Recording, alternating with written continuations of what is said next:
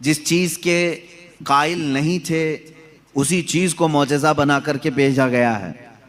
یعنی عیسیٰ علیہ السلام کے زمانے میں لوگ یہ کہتے تھے مرنے کے بعد دوبارہ زندہ نہیں ہو سکتے، عیسیٰ علیہ السلام کو وہی معجزہ دے کر بھیجا اللہ نے، مردوں کو زندہ تم کر کے دکھاؤ۔ جب نبی کر کے دکھا سکتے ہیں تو اللہ دوبارہ کیسے نہیں زندہ کرے گا؟ صالح علیہ السلام کے زمانے میں لوگ اس بات کے انکاری تھے کہ بغیر باپ کے کوئی بیٹا ہو نہیں سکتا، بغیر باپ کے کوئی بیٹا پیدا نہیں ہو سکتا، آدم علیہ السلام کیسے آ گئے دنیا میں، ایسا کیسے ہو سکتا ہے؟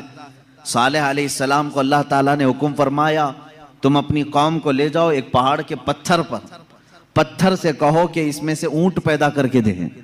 حضرت صالح علیہ السلام نے اس پتھر کے پاس کھڑے ہو کر فرمایا تو پتھر سے ایک اونٹنی کا بچہ نمودار ہوا۔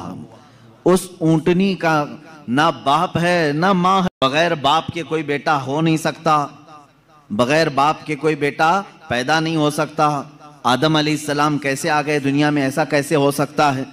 صالح علیہ السلام کو اللہ تعالیٰ نے حکم فرمایا تم اپنی قوم کو لے جاؤ ایک پہاڑ کے پتھر پر، پتھر سے کہو کہ اس میں سے اونٹ پیدا کر کے دیں۔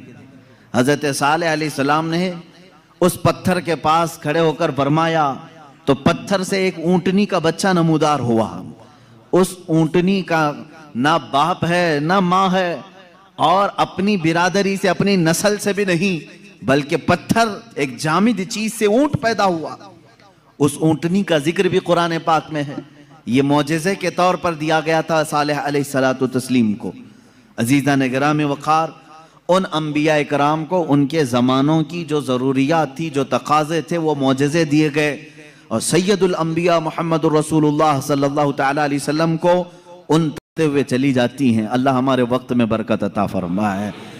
اس بات کو میں محسوس کرتا ہوں کہ جب میلاد مصطفیٰ ہو، رسول کریم صلی اللہ تعالیٰ علیہ وسلم کے تذکرے ہوں، آپ کو بھی احساس ہوتا ہوگا، آپ کو بھی احساس ہوتا ہوگا، مجھے خود احساس ہوتا ہے 1.5 گھنٹہ 2 گھنٹہ یا جس قدر بھی یہاں بیٹھے ہیں، کب وقت گزر گیا پتہ ہی نہیں چلا۔ محفل ختم ہوتی ہے تو ہم گھڑیاں دیکھتے ہیں، کیا ہم اتنی دیر تک بیٹھے رہے؟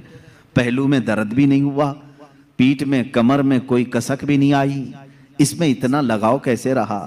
عزیزان گرامی وقار، اس سے بعض علماء نے یہ مسئلہ اخذ کیا کہ جب محبت کرنے والا محب اپنے محبوب کے تذکرے میں رہتا ہے تو اسے وقت کا اندازہ نہیں ہوتا، اسی لیے لوگوں نے کہا قیامت کا دن اگرچہ 50,000 سال کا ہو، اگرچہ 50,000 سال کا ہو، لیکن جو لواء الحمد کے نیچے آ گیا وہ میرے مصطفیٰ کی عاشقان مصطفیٰ کو ایسا لگے گا جیسے بجلی چمکی اور ختم ہو گئی۔